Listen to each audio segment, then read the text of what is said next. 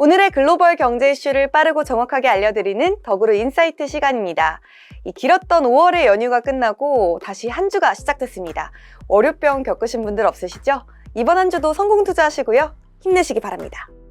현대자동차 정의선 회장이 IRA 극복에 승부수를 띄우는 걸까요? 현대자동차 기아가 미국 인플레이션 감축법에 따른 전기차 판매 감소세에 대응하기 위해 전용 전기차 모델 아이오닉5와 EV6 현지 리스 가격 정책을 전면 수정했습니다. 지난 4일 더그로 취재에 따르면 현대차와 기아 전용 전기차 아이오닉5와 EV6의 미국 36개월 무이자 리스 비용은 월 $499, 보증금 $3,999로 책정됐는데요. 로컬 브랜드 경쟁 모델과 비교해 월간 이용료와 보증금을 파격적인 가격으로 선보인다는 전략인 것 같은데요. 특히 고객 수요가 높은 장기 리스의 경우 EV6 연금리는 2.75%가 적용되고요. 장기 리스 선택 시 소비자 부담 완화 차원에서 $3,750의 현금도 지원됩니다. 이 아이오닉5도 연금리 5.9% 그리고 보너스 $3,750와 현금 $3,750도 지원하는데요. 보너스와 캐시백을 합친 금액, 우연일까요? IRA 보조금 $7,500와 같네요. IRA 여파에 따른 미국 전기차 판매 감소에 대응하기 위해 현지 전용 전기차 공장 설립 전 조립 지역에 관계없이 보조금 전액이 주어지는 리스와 렌탈 사업에 힘을 싣기 위한 가격 정책으로 분석됩니다. 서강현 현대차 IR 담당 부사장이 지난달 2023년 1분기 실적 발표 컨퍼런스에서 IRA 대응 여력은 충분한 상태라며 현재 시점에서 IRA 보조금 지원을 받을 수 있는 차종이 없지만 보조금을 받을 수 있는 상업용 차량과 리스 차량의 판매를 기존 5%에서 지난 3월 기준 35%로 확대했다고 설명하기도 했습니다. 현대집 막내 아들 아이오닉5와 EV6 이번 결말은 꿈 아니죠?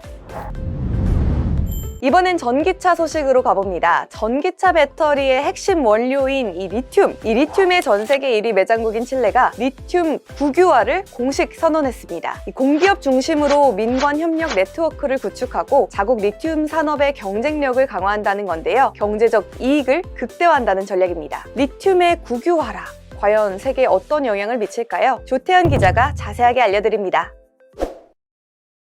이번에는 연휴에 나온 소식 하나 짚어보도록 하겠습니다. 최근 들어서 원자재 이야기를 자주 하게 되는 것 같은데요. 이번에는 리튬입니다.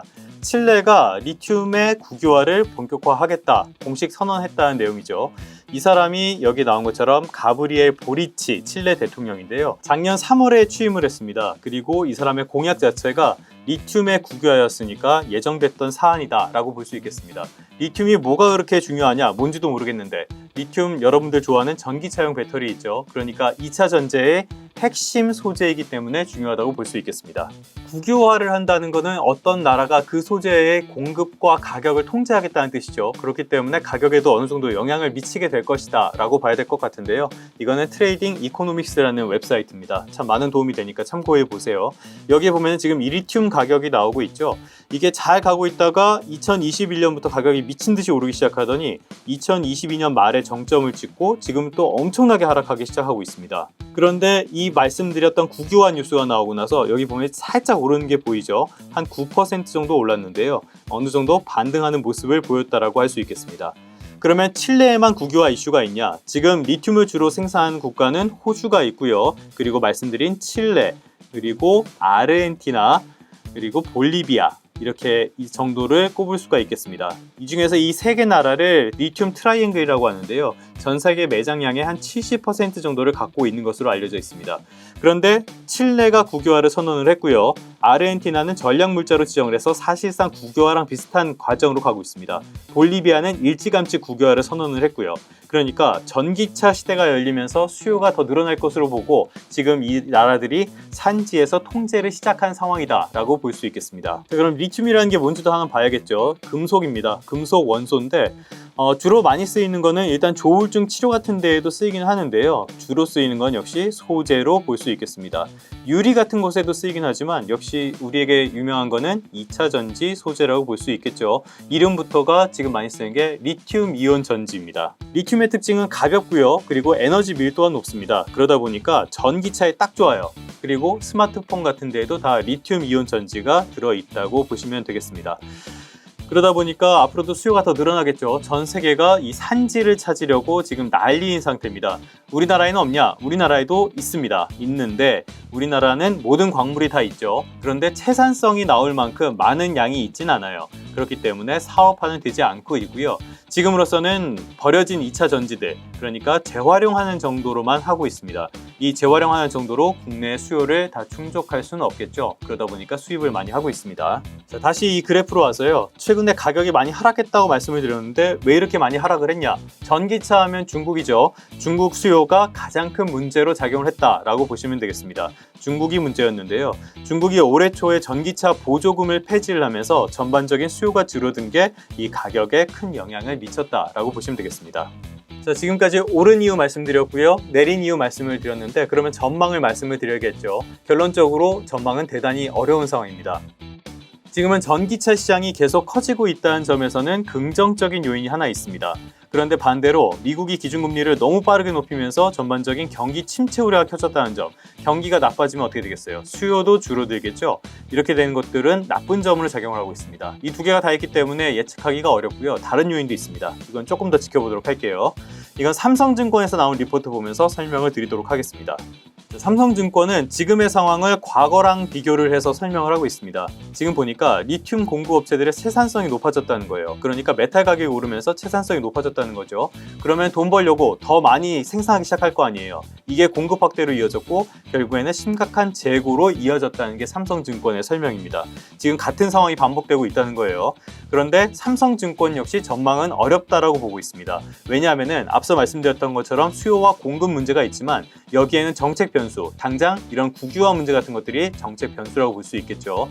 그리고 자연환경, 아르헨티나 염호 집중호우 사례 같은 이런 자연환경까지 복잡하게 얽혀있기 때문에 전망을 하는 건 대단히 어렵다는 게 이 리포트의 결론이라고 할 수 있겠습니다. 그러면 역시 이런 가격의 변화가 국내 산업에 어떤 영향을 미칠 것인가 이것도 한번 살펴봐야겠죠. 2차 전지입니다. 국내 배터리 업체, 그러니까 셀 업체라고 하면은 LG 에너지 솔루션이 있고요. SK온이 있고요. 삼성 SDI가 있습니다. 이런 업체들은 전부 다 계약을 이런 식으로 맺고 있어요. 원재료 가격을 마지막 배터리 가격에 반영하는 계약을 맺고 있습니다. 이 말은 리튬 같은 원재료 가격이 오르게 된다면 배터리 가격도 오르게 된다는 계약을 했다라고 보시면 되겠어요. 따라서 리튬 가격의 변화는 이 셀 업체에는 당장은 큰 영향을 미치지 않을 것으로 보고 있습니다. 그런데 배터리 가격이 막 오른다면 어떻게 되겠어요? 당연히 전기차 가격도 오르게 되겠죠. 핵심 부품이니까요. 그렇게 되면은 가격이 너무 올랐기 때문에 그러면 수요도 줄어들게 됩니다. 수요가 줄었으니까 전반적인 이런 에너지 셀 업체들에도 영향을 어느 정도는 미칠 수 있다라고 볼 수 있겠습니다. 안 그래도 지금 리튬 수요는 꾸준히 늘어나는 중입니다. 이거는 무역협회에서 가져온 자료인데요. 보면은 이거는 수산화 리튬의 수입액을 말하고 있습니다. 자, 수입액을 보면은 2019년엔 이 정도였는데요. 작년에 이렇게 많이 늘었고요. 올해는 벌써 이 정도까지 늘어나 있습니다. 증감률도 어마어마한 거 보이시죠? 이렇게 수입량이 빠르게 늘어나고 있고 수산화 리튬이 더 빠르게 증가하는 모습을 보이고 있는데 이런 상황 속에서 리튬 가격이 만약에 더 오르게 된다라고 하면은 전기차 수요라는 측면에서는 어느 정도는 부정적인 영향을 받을 것으로 보는 게 합리적이라고 생각합니다. 결론입니다. 말씀드렸던 것처럼 리튬 가격을 전망하기는 대단히 어렵습니다. 지금 약간 올랐다고는 하지만 이게 어느 정도 강도로 어느 정도까지 이어질지는 예측하기가 굉장히 어렵고요. 다만 양극재 업체, 이것도 여러분들이 좋아하는 기업 있죠? 에코프로비엠 그리고 LNF, 포스코 퓨처엠 같은 거, 그러니까 소재 가격이 변화했을 때 이런 것들을 가공한 중간재 가격이 변하는데 어느 정도 시차가 있기 때문에요.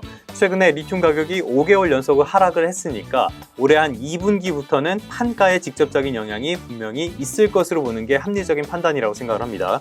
이것은 결국에 양극재 업체들의 실적에도 영향을 어느 정도는 미칠 것으로 보고요. 그리고 이 가격 변화에 따른 전기차 수요 변화 역시 셀 업체들에게도 어느 정도는 영향을 미칠 것으로 보고 있습니다. 그러면은 성공 투자하시고요. 다시 김은비 아나운서에게로 가보겠습니다. 이 어떤 일에서 흐름의 판도를 뒤바꿔 놓을 만한 중요한 역할을 게임 체인저라고 합니다. 패터슨 전 대사가 한국 방위산업의 우크라이나 전쟁은 게임 체인저다 라고 말했습니다. 한국 방산업체들이 수혜자로 폴란드, 루마니아 등과 큰 규모의 계약을 체결했다는 거죠. 또 인도 속도와 품질, 첨단 기술로 글로벌 무기 공급에 최전선에 섰다고 덧붙였습니다. 유럽에서 연이어 수주 낭보를 전하며 글로벌 방산 시장에서 존재감을 각인했다는 평가인데요. 한화 에어로스페이스는 지난해 폴란드와 K9 자주포, 다연장 로켓 천무 등 7조 원의 수출 계약을 체결했어요. 지난 2월 루마니아 국영 방산업체 로맘과 무기체계에 관한 MOU를 맺기도 했죠. LIG 넥스원도 로맘과 대공 미사일 기술 이전과 현지 생산에 협력하기로 했고요. 현대로템은 지난해 폴란드와 K2 전자 180대 수출에 합의하며 폴란드형 K2 전차 공급도 추진 중이에요. 와, 호재다 호재야. 이처럼 좋은 신호탄이 계속해서 눈에 띄는 가운데 일각에서는 올해 K방산의 누적 수출액이 100조 원을 돌파할 것으로 전망하고 있습니다. 이 국내 방산업체들은 유럽에서 보여준 저력 토대로 호주 시장에도 진출했는데요. 한화 에어로스페이스는 빅토리아주 아발론 공항 내 15만 제곱미터 부지의 첫 해외 거점을 짓고요. 2024년 완공에 1차 자주포 계약 물량을 소화합니다. 한편 한화 에어로스페이스는 신공장을 통해 추가 자주포 공급과 미래형 보병 전투 장갑차의 양산을 모색하기도 했는데요. 하지만 호주 정부가 자주포 추가 주문을 철회하고 IFV 도입 규모를 줄이기로 하면서 난관에 봉착했습니다. 이 알 수 없는 호재와 악재의 반복 속에 한국 방산업체들의 운명은 어떻게 될까요? 오늘 덕으로에서 준비한 소식 어떠셨나요? 더 자세한 내용이 궁금하시다면 덕으로 홈페이지 그리고 유튜브 구독을 통해 만나보시기 바랍니다. 모두 안투하세요.